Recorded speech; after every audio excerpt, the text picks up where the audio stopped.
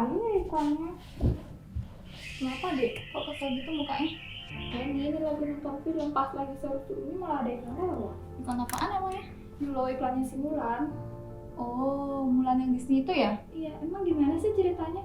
Mungkin ada sahabat fake suker di rumah yang pengen tahu ceritanya nih. Singkat aja ya ceritanya. Gini loh, kisah Mulan ini diambil dari film animasinya yang dulu itu loh, tahun 98. Ceritanya kalau Mulan itu gadis yang hebat. Dia pingin gantiin ayahnya dalam sebuah peperangan.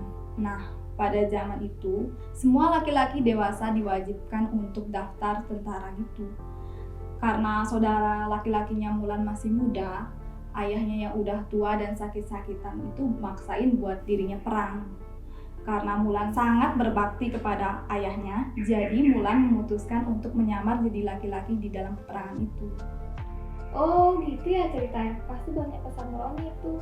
Ya bener deh, tapi tahu nggak kalau di balik film Mulan itu banyak yang boikot loh. Boykot, emang masalahnya apa? Nah, jadi gini fake sugar. Tahun lalu, pemeran utamanya itu, si Liu Yifei sempat posting di Weibo kalau dia itu mendukung aksi brutal polisi Hong Kong. Waktu itu polisi Hong Kong lagi menghadapi kecaman internasional karena penggunaan kekerasan terhadap pengunjuk rasa pro-demokrasi. Terus juga tindakan keras komunis Tiongkok terhadap etnis Uighur yang udah menuai kecaman luas dan kritikan. Jadi, itu sangat memicu munculnya hashtag boykot Mulan yang dipromosikan oleh para aktivis nggak hanya di Hong Kong aja, tapi juga di Taiwan dan Thailand. Ini beritanya. Emang apa sih pengaruh film Mulan ini terhadap etnis Uighur? Lebih dari 1 juta rakyat Tiongkok beretnis Uighur dan Muslim minoritas lainnya ditahan di kamp-kamp Xinjiang Tiongkok. Ini tindakan keras PKT terhadap keyakinan. Nah, saat sedang terjadi penahanan massal ini, lokasi pembuatan film Mulan ini di Xinjiang. Jadi, banyak menuai kritikan dari aktivis HAM, sedangkan Disney tidak menanggapi apapun. Malahan di kredit filmnya ada ucapan terima kasih ke badan-badan rezim Tiongkok.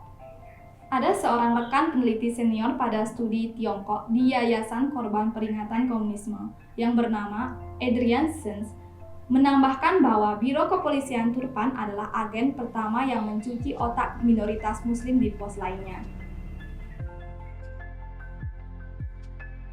Wah, jadi penasaran nih tentang Xinjiang dan etnis Uighur. Apa sih yang terjadi? Gini, Xinjiang itu tempat yang luas di Tiongkok. Sebagian penduduknya keturunan Arab yang menganut agama Muslim Uighur. Lebih dari 1 juta Muslim Uighur mengalami penahanan, penyiksaan, pemerkosaan, dan indoktrinasi politik. Penduduk Xinjiang juga harus tunduk pada sistem pengawasan yang luas melalui jaringan kamera CCTV. Juga tidak boleh memakai bahasa Uighur. Diharuskan memakai bahasa Mandarin.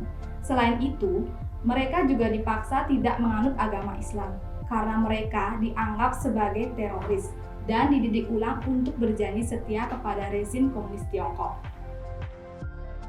Aduh, kok sampai segitunya ya? Harusnya kan negara-negara lain berani bersuara supaya ini nggak terjadi.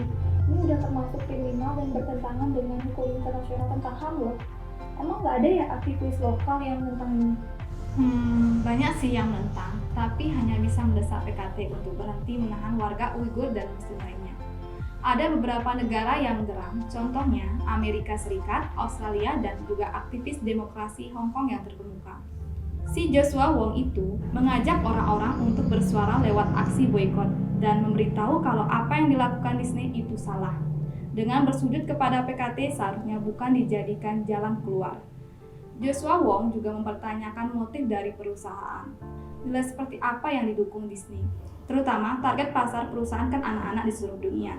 Wong menambahkan, ini semakin meragukan apakah Mulan adalah mahakarya propaganda yang digandengkan oleh Disney dengan pemerintah PKT untuk menutupi genosida budaya dan pelanggaran hak asasi manusia terhadap etnis minoritas di wilayah tersebut. Selain Wong, Smith juga men-tweet di akun Twitternya, film Mulan sudah menjadi target boykot setelah aktris utamanya mendukung tindakan keras terhadap pengunjuk rasa Hong Kong. Sangat memalukan bahwa perusahaan tampaknya menutup mata karena mereka bertindak sebagai pembela rezim yang tidak memiliki perbedaan pendapat. Ya ampun, banyak banget ya. Udah gitu jahatnya kok masih ya ada perusahaan-perusahaan yang mau kerjasama dengan komunis Tiongkok. Kakak juga heran sih. Hanya karena keuntungan semata, mereka jadi gelap mata dan nggak peduli terhadap hak asasi manusia. Tapi sebagian juga ada yang sadar dan ikut berhenti kerjasama karena banyak kerugian yang mereka alami. Contohnya, pada bulan September 2020, penyelidikan ESPN mengatakan kalau pelatih Tiongkok di Akademi Pelatihan Pemuda National Basketball Association atau NBA di Xinjiang melakukan pelecehan fisik terhadap pemain. NBA kemudian mengkonfirmasi bahwa mereka telah memutuskan hubungannya dengan akademi tetapi tidak menyatakan apakah itu karena pelanggaran hak asasi manusia. Terus pada bulan Februari 2019, pembuat peralatan lab yang berbasis di Massachusetts, Thermo Fisher Scientific, mengumumkan bahwa mereka akan berhenti menjual sequence DNA ke Xinjiang setelah menerima kritik dari anggota parlemen AS bahwa produknya digunakan oleh otoritas Tiongkok untuk mengidentifikasi individu dalam kampanye penindasannya. Tekanan juga meningkat pada merek pakaian internasional untuk memutuskan hubungan dengan pabrik di Xinjiang. Terutama setelah peneliti pada bulan Maret mengatakan puluhan ribu orang Uighur telah dipindahkan untuk kerja paksa di pabrik-pabrik di seluruh Tiongkok. Fasilitas itu memproduksi barang untuk 83 merek global seperti H&M, Zara, Polo, dan sebagainya, dengan upah bayaran yang tidak sesuai dengan upaya mereka.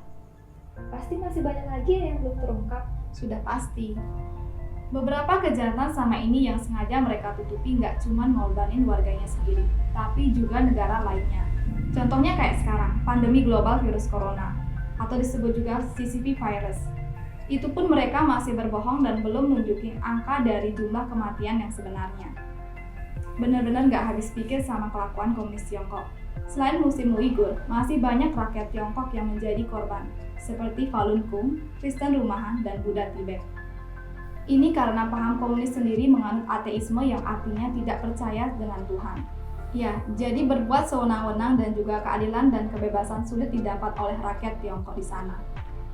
Ini coba kita lihat ada foto tentang kekejaman yang dilakukan PKT.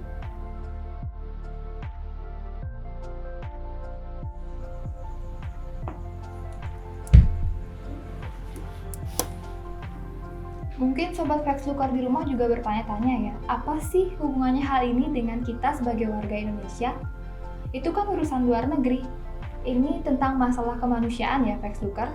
Kita manusia tidak bisa memilih untuk lahir di mana atau sebagai ras apa, tetapi kita sebagai manusia berhak untuk memilih yang baik dari yang jahat.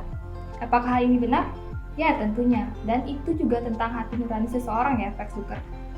Kita beruntung tinggal di Indonesia ya Factlooker. Karena Indonesia negara yang demokrasi dan menjunjung tinggi nilai-nilai Pancasila, terutama ketuhanan dan kemanusiaan.